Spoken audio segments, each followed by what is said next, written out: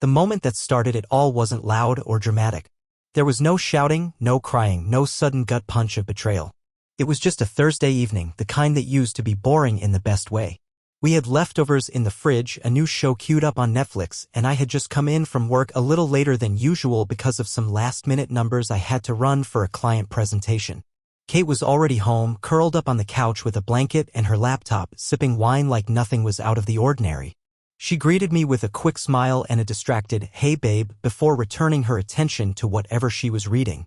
It would have been a normal night if I hadn't remembered that my car battery had been acting up and I'd left my jumper cables in the back of her SUV after we helped her cousin move a few weeks ago. I figured I'd get them out now before I forgot again, just in case tomorrow morning turned into one of those cold ones where your car refuses to start and the clock refuses to slow down. I went out to the driveway, popped the trunk, and started moving things around. Her trunk was always a bit of a catch-all: yoga mat, reusable shopping bags, a random pair of flip-flops, but tonight something new caught my eye. A bracelet. At first I thought it was hers, but the second I picked it up, I knew it wasn't. It was thick, braided leather, the kind of accessory guys who ride motorcycles or work in creative industries wear. The clasp was steel, not silver, engraved with initials I didn't recognize, RG, and there was something about it that felt lived in, not store-bought new. What really threw me was the smell. It wasn't just leather. It smelled like cologne. And not the kind I use either. This was heavier, musky, the sort of scent that lingers long after someone's left a room. I held it up, examined it under the dome light, and just stood there for a second longer than I should have. My gut clenched in a way I couldn't explain. Something felt off. Not catastrophic, not yet. Just wrong. I walked it back inside without saying much, holding it loosely in my hand. Kate was still on the couch, still sipping wine. The way she looked up when I came in, quick but not startled, told me she hadn't been expecting me to find anything, but she also wasn't surprised. "Hey," I said, holding it out like I was showing her a weird bug I found in the yard. "This was in your trunk. You know whose it is?" She blinked, her face smooth like glass. No flicker of confusion, no moment of calculation. Just immediate calm. "Oh," she said, brushing a strand of hair behind her ear. "That's Rob's. One of the guys from my team. He left it at the last offsite when we were cleaning up. I meant to give it back but totally forgot." Her tone was breezy, like she was talking about returning a Tupperware container or a sweater. She didn't ask what I was doing in her trunk or how I came across it. She didn't explain why it smelled like cologne or why it was shoved under a pile of yoga mats instead of out on the seat, ready to be returned. She didn't offer to text Rob then and there to let him know I'd found it. She just took another sip of wine, as if that was the end of it. "Forgot to give it back," I repeated. "Yeah." She gave me a shrug. "Honestly, I thought I already did. Guess I tossed it in the back and forgot." Something about the way she said it didn't sit right. It was too smooth. Too ready. And maybe that's what bugged me the most, she didn't seem nervous at all. If anything, it was like she was handling a routine call from customer service. She wasn't just calm. She was controlled. I stood there for another second, waiting for her to maybe laugh it off, to come over and take the bracelet from me, maybe make a joke about how forgetful she was. But none of that happened. Instead, she turned back to her laptop, and just like that, the conversation was over. That night, I noticed she went to bed early. It wasn't that she was tired, not really. She just disappeared upstairs around 10, saying something about a headache and needing to crash early. I stayed downstairs, half watching the show we were supposed to watch together, half staring at the bracelet that was still sitting on the kitchen counter. When I finally crawled into bed, she was already asleep or pretending to be. She'd taken the blanket entirely for herself, cocooned like she didn't want to be touched. She was facing the window, her back to me, her breathing steady and distant. I stared at the ceiling, feeling the weight of her silence. I wanted to believe her. I told myself she was right, it could have been nothing. Rob left it, she forgot, no big deal. But something had changed. I could feel it. Her body language, her voice, even her scent, it was like being next to a familiar book that had been rewritten with different words. She wasn't tense or defensive. That's what really got to me. It was the opposite, she was too relaxed, like someone who had practiced the lines 100 times and knew exactly what to say. I spent most of that night awake, staring into the dark, trying to convince myself I was overthinking it. That I was being paranoid. That it was just a bracelet. But deep down I knew. Maybe not the full picture. Maybe not yet. But I knew I'd just witnessed the first crack in the foundation. A subtle shift in the air, a tilt in gravity, the moment before the storm rolls in, when everything's still but wrong. And the worst part? I still wanted to be wrong. I even felt guilty for suspecting her. But not for long. After that night, everything looked different, not because Kate had changed, but because now I was watching. Really watching. It's strange how your brain stores the smallest moments and only throws them back at you when you're ready to face them. At the time, you brush them off as quirks or bad moods or long days. But once suspicion sets in, those moments become puzzle pieces that finally start to fit together, and the picture they make is ugly. Looking back, the signs had been there for weeks, maybe longer. First, it was her phone. Kate had always been one of those people who left it lying around. On the kitchen counter while she showered. On the nightstand, screen up, no lock. She used to ask me to check her texts while she was cooking or driving. But then gradually, it stopped. Now it never left her side. She took it into the bathroom when she showered. She kept it on silent. Not vibrate silent. Like she didn't want even the hint of a message to draw my attention. I noticed the way her thumb would subtly press the lock button when I entered the room, just enough to K*LL the screen. Every time I looked at her, she seemed to be turning the phone away, tucking it under a pillow, slipping it into her pocket. I told myself it was work. Stress. She was managing a new team, dealing with tighter deadlines, always connected, that's what she told me anyway. And I believed her. I wanted to believe her. But deep down, the unease had started to bloom like a bruise. Then came the distance. Kate used to be affectionate. She'd touch my arm when we talked, lean into me when we sat on the couch. We had a rhythm, shared glances, inside jokes, quiet moments where nothing needed to be said. That rhythm disappeared like someone had hit mute. One night I reached for her hand while we were watching a movie and she casually pretended to scratch her knee instead of holding it. Another night I wrapped my arm around her as we lay in bed and she flinched just slightly, just enough to pretend she didn't mean it. Then she said she was hot and turned away. The part that K** led me was how subtle it all was. She didn't stop touching me altogether, she just touched me differently. Distractedly. Without intention. Like she was going through the motions. Like her body was here, but her mind was somewhere else entirely. And that somewhere else had a name. I just didn't know it yet. She started going out more, happy hours, networking events, impromptu dinners with coworkers I'd never heard of. She'd tell me not to wait up, say it might run late. I didn't question it at first. I trusted her. She had always been social, always on the move. But the frequency was off. And so was the way she dressed. I remember the night she wore that green satin dress. I hadn't seen it since our honeymoon in Napa. It was low-cut, clingy, the kind of dress that didn't just get pulled out for casual drinks. I remember watching her curl her hair in front of the bathroom mirror, spritz perfume on the back of her neck, and take an extra second to check herself out before heading downstairs. "You're going all out tonight," I said, trying to keep it light. She smiled. "Just felt like dressing up. Haven't worn this in a while." "For who?" I almost asked. But I bit my tongue. Instead, I told her she looked beautiful. She gave me a quick peck on the cheek and said, "Don't wait up." That night, I sat on the couch alone, flipping through channels without watching anything, the silence louder than the TV. At 10:30, I texted her to ask if she was okay. She replied 2 hours later, "Still out. Phone died. Love you." But the battery had been at 89% when she left. I'd seen it. She came home a little after midnight.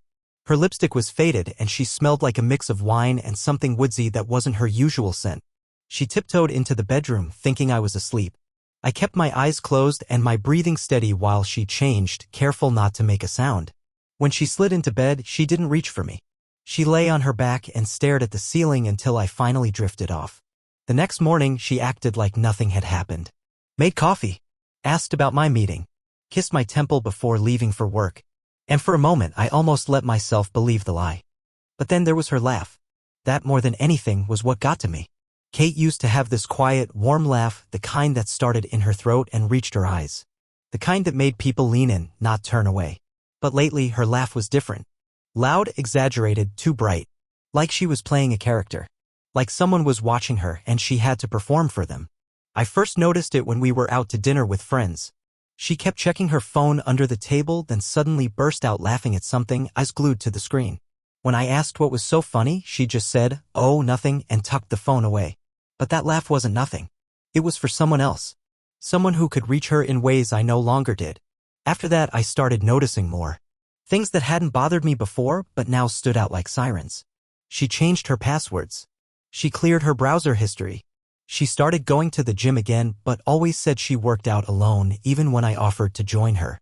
One day, I found a receipt in her coat pocket for a hotel downtown, champagne brunch for two. She said it was from a client meeting.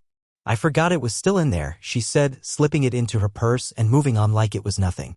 I wanted to believe her. I really did. But I couldn't unsee the signs.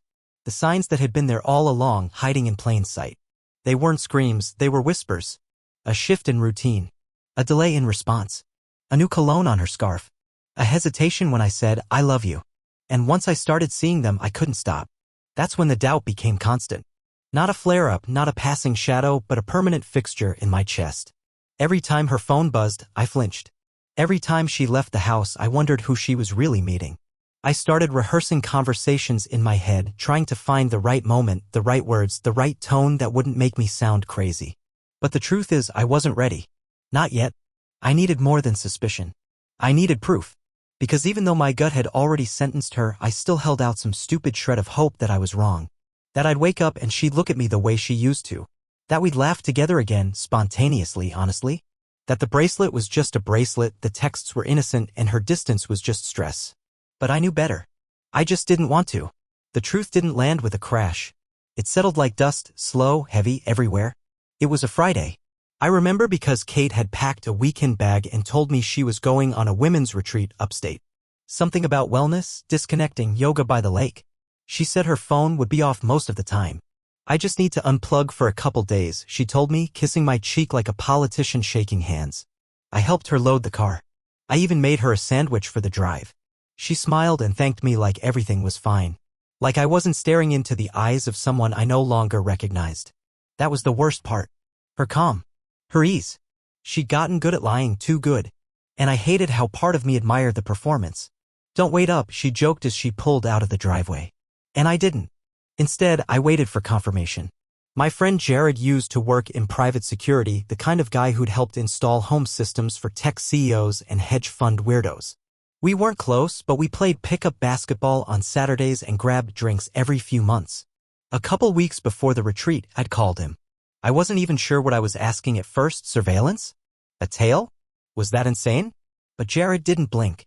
Just want to know where she's going? He asked, flat. Yeah, I said. I just want to know the truth. He didn't ask why. He didn't need to. I'll let you know, he said, and that was it. The next day, while Kate was supposedly meditating in a cabin somewhere, Jared sent me a video. Just one. No caption. I sat at my desk in the den, alone. The afternoon light filtered through the blinds, striping the floor in golden lines. I hesitated before opening it, my thumb hovering over the play button longer than I care to admit. Somewhere inside me, I still hoped he'd sent the wrong file.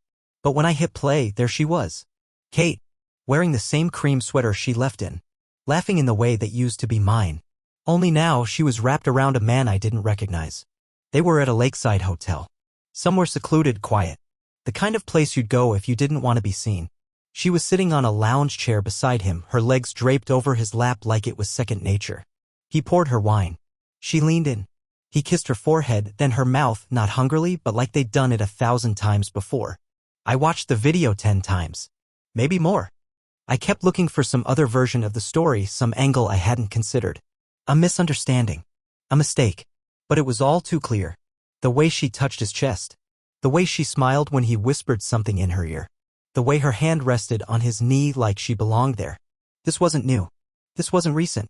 This had been happening for a while. There was no fight. No yelling. No confrontation. Just quiet, cold clarity. I closed the video and sat in silence for a long time. The kind of silence that hums in your bones. Not grief. Not yet. Not even anger. Just silence. I didn't storm out. I didn't call her. I didn't throw things or curse the universe. Instead, I sat down at the kitchen table and made a list. I don't know why I did it, maybe because lists make things feel manageable. Maybe because part of me needed to do something, anything, that wasn't falling apart. I wrote hotel name, date and time of video. License plate. Jared had caught it in the frame. Approximate duration of stay. Evidence, video, timestamps, text logs. Conversations to check, last week's messages about team offsite. Financial trail. It didn't even feel personal at that point. It felt procedural. Like I was documenting something for court. Maybe that's what I was doing. I didn't know yet. All I knew was that I needed to get ahead of it. By evening, I had everything backed up. Emails she'd sent me, copies of her receipts I'd found in the trash, a few messages I'd once brushed off but now read like neon signs. Don't wait up tonight. Team happy hour. Can you pick up dinner? I'm slammed. I checked our credit card statement and found a charge from the same hotel. Billed under my name. She'd used our joint card to fund her weekend of lies. I didn't sleep that night. I lay on the couch, staring at the ceiling while the clock blinked at me. I couldn't go to our bed, not with her pillow still there, not with the echo of her goodbye still fresh in the room. Everything about the house felt different. Too clean. Too quiet. Like a stage after the actors leave. I played the video again, just once. This time I watched her body language. How relaxed she was. How at ease. There was no sign of guilt, no hesitation, no indication that she was betraying the person who made her coffee every morning, who held her when she cried about work, who spent 5 years building a life with her, brick by brick. And that's when it hit me. It wasn't just cheating. It was erasure. She had erased me effortlessly, smoothly, like I was never even part of the equation. And somehow she still expected to come home Sunday evening, eat dinner at our table, sleep in our bed, wear the sweatshirt I'd given her last Christmas. No. Not anymore. The next morning, I opened a new account in my name only. I changed all my passwords.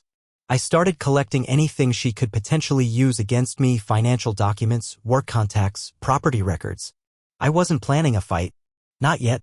But I needed to be ready. And I needed to keep pretending. When Kate returned Sunday night, she walked in with a tired smile and a bag slung over her shoulder like nothing had happened.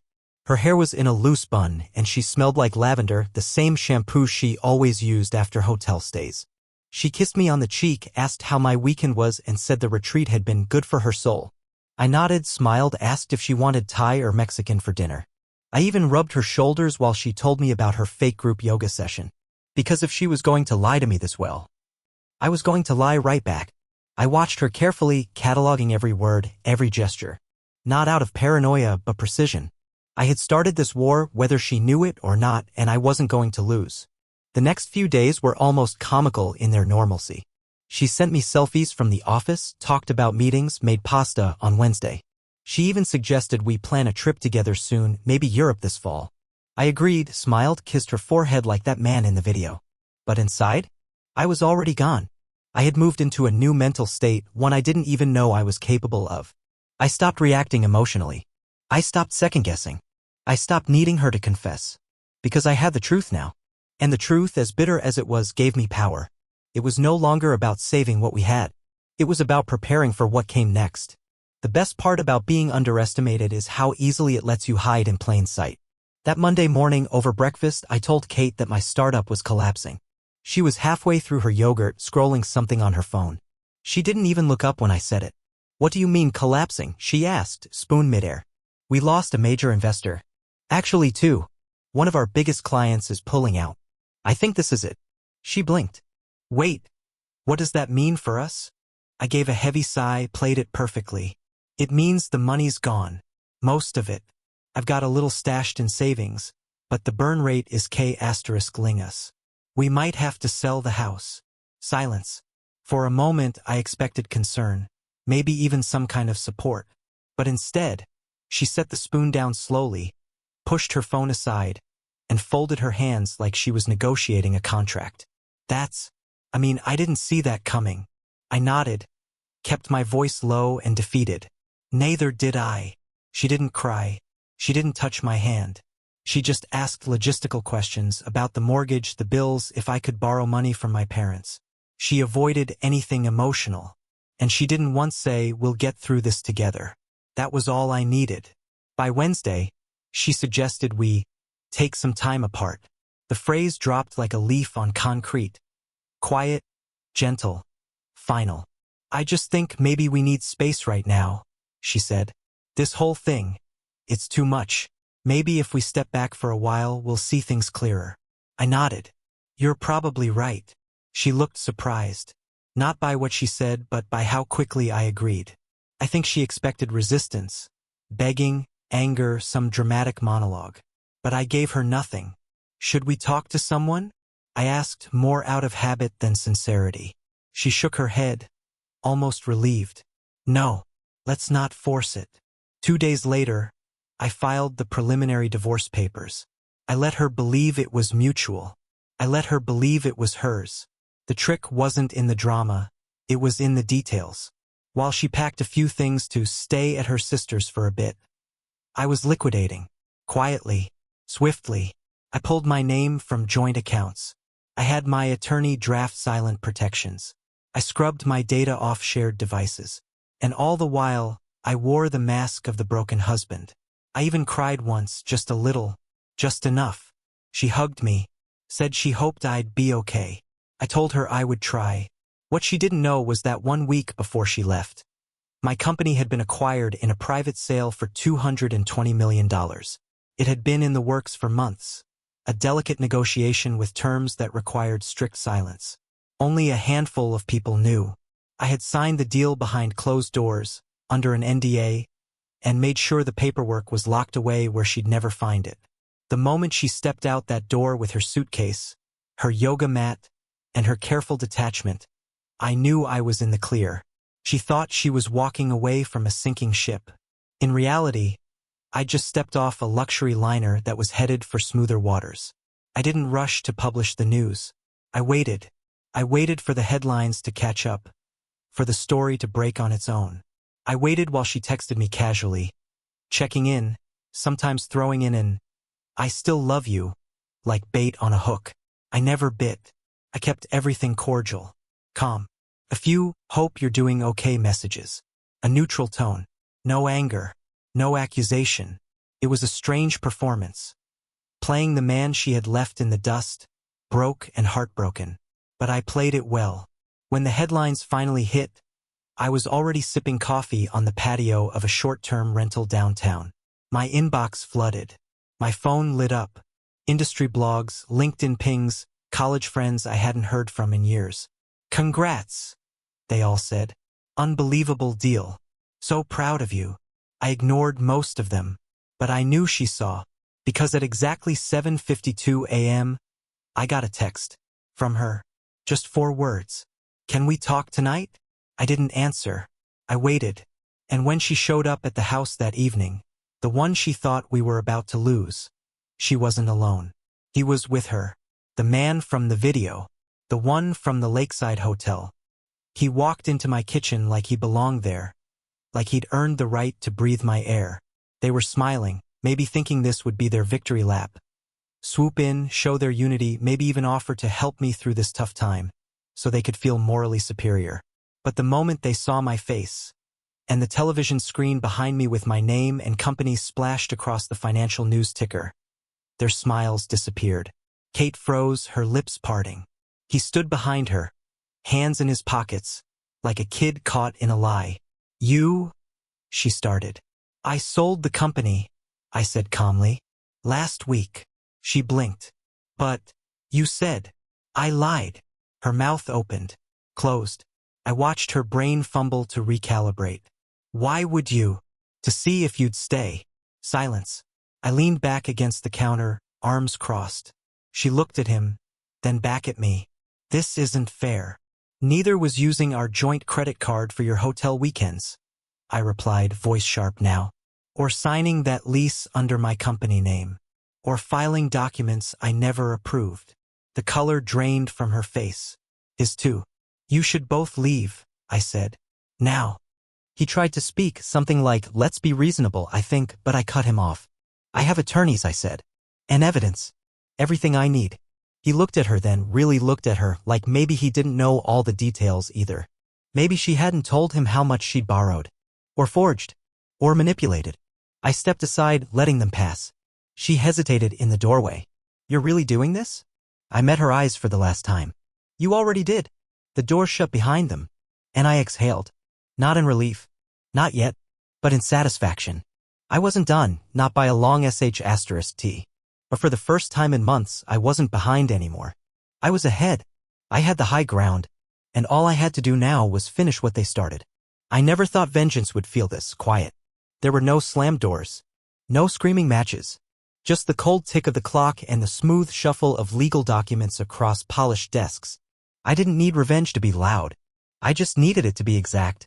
By the time Kate and her lover walked out of my house that night, eyes wide, faces pale, the wheels were already turning. My lawyers were in motion. My accounts were shielded. My story was off the record but ready to go public if they pushed. And they pushed. That same week, my attorney called and said, "You're going to want to see this." He emailed over scanned documents, forged letters with my electronic signature, contracts Kate had submitted through my company's name for expenses I'd never seen. Hotel stays, business dinners, even a phony consulting invoice, all under the pretense of being related to client relationship building. She had used my company to fund their affair. That was the line. That was what turned this from personal betrayal into legal warfare. I went back into my folder, the one I'd been building quietly, and began assembling the case. Not just texts. Not just receipts. But surveillance timestamps from Jared. Screen captures. IP logs. Even metadata from emails. What started as an emotional wreckage had transformed into a spreadsheet. Everything neatly arranged, date, action, asset abused. Kate hadn't just left me. She had stolen from me, lied to clients, filed fraudulent reimbursements, and dragged my company, my legacy, into her mess. But she thought I wouldn't find out. She thought I was broken. Done. And that was her mistake.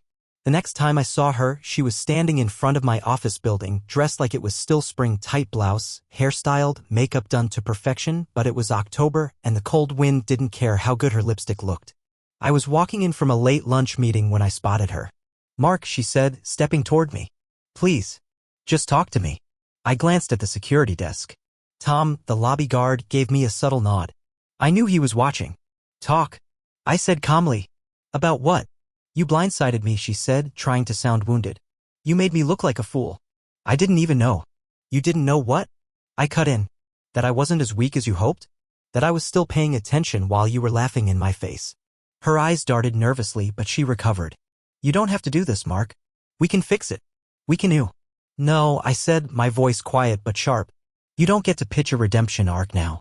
This isn't some affair to bury. This is fraud. Embezzlement. And I have every document to prove it." Her smile cracked. "I'll go to the police," she snapped, suddenly shifting. "For what?" "Being the one caught." I stepped closer. "Let me remind you, Kate, you signed my name on federal tax forms. You used a company card for personal expenses and labeled them as deductions. You filed contracts under false representation. If you think you're the victim here, you might want to hire a new scriptwriter." She stared at me, stunned. I looked her over one last time, the woman who had once been my world. But now all I saw was a collection of bad decisions and a carefully painted face. "You're going to hear from my lawyers," I said, brushing past her. And she did. That Friday morning, I sent a cease and desist order to her apartment and emailed copies of the evidence to both her and her lover. My lawyer advised we also notify the companies involved, 2 vendors and a third-party contractor whose names she had used without approval. By Monday, her lover's consulting firm had dropped him. By Thursday, Kate was called in for questioning. And by the end of the month, the IRS had launched an audit. I didn't celebrate. Not really. But there was something undeniably satisfying about watching their house of cards collapse. Especially when I didn't have to push it over. All I did was shine a light. It didn't take long before the whispers started among her friends, her old coworkers, even her family. She tried to spin the story, of course. Claimed I'd turned on her out of spite, that I was manipulating the narrative, that I had unfairly nized my resources. But stories don't work when the evidence is this clean. I had the receipts, the footage, the emails, the truth. She didn't see it coming. Neither did he. They thought they were playing chess while I was stuck playing checkers. But I wasn't on the board anymore. I was in the room, watching from above, 5 moves ahead, pieces already in place. The day the news finally hit the press that an unnamed former employee was under investigation for internal fraud at a mid-level marketing firm, I got a voicemail from her. I didn't listen to it. I just saved it to a folder marked final attempts. The next message came from her lawyer. He offered a meeting. I declined. Everything I had to say was already filed. Still, I knew she'd try one last time. She always had to have the last word. And I was right. She showed up again, not at my office, but at my house. The one she'd once shared with me. She stood on the front porch in a coat too thin for the wind, arms crossed, waiting. I opened the door slowly, not stepping outside. "I just want to understand," she said. "Why you couldn't let it go." I laughed just once. "You want to understand?" I repeated. "You think I was supposed to just move on? After what you did? You think this is justice?" she said. "You think ruining me makes it even?" I shook my head. "I didn't ruin you, Kate. You did that. I just stopped covering for you." Her jaw clenched. "You're not the person I married." "No," I said. I'm better. She looked like she wanted to scream. Instead, she just turned and walked away. And that was the last time I saw her without handcuffs. The indictment came 2 weeks later. Wire fraud, forgery, misuse of corporate funds. 8 counts, each one with her name on it. They tried to offer a deal, reduced sentencing in exchange for a full confession and restitution. She rejected it. Still thought she could beat the system. Still thought charm could carry her through. It didn't. Her lover flipped first. Testified.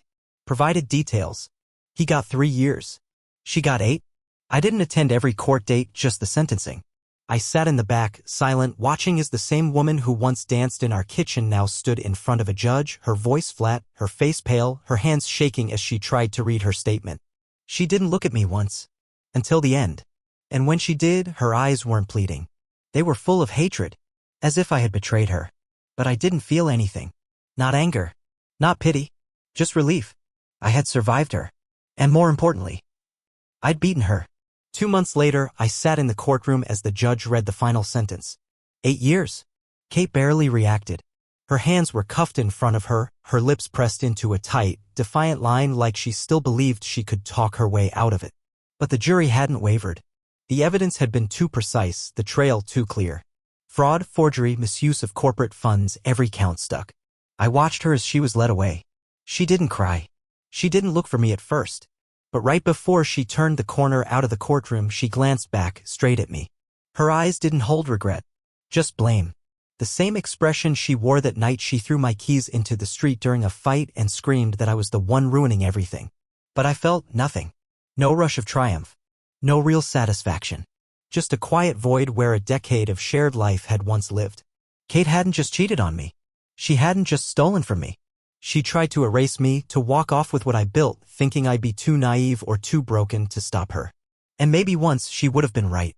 But that man, the man who overlooked the late nights, the new perfume, the lies, was long gone. Still, winning didn't bring closure. Not really. I had protected my company, my name, my future. But emotionally? There was just silence. Like I'd shouted into a canyon and all that came back was my own echo. After the trial, I left the city behind. I bought a small house at the foot of the Oregon mountains. Quiet. Clean. Nothing extravagant, just peace. Each morning started with fog on the windows and the sound of birds instead of traffic. No texts to check. No pretending. No lies. For the first time in years, I could breathe. I started doing the things I used to put off, traveling solo, volunteering at local shelters, even picking up painting again. Not because I was trying to find myself, but because I was finally done losing myself for someone else. A year later, I met someone. Ava. She was kind without needing attention, calm without being cold. There were no games. No dodging questions. She didn't try to dazzle anyone, and maybe that's what made her so magnetic. With her, there was no act to maintain. We were just real. And for once, that was enough. Looking back, Kate thought she had me cornered. That I'd break. That I'd crawl back. Instead, she's in prison. And I'm free. Free from her, yes, but more importantly, free from who I had to become just to survive her. I'm not someone's backup plan anymore. I'm finally just me.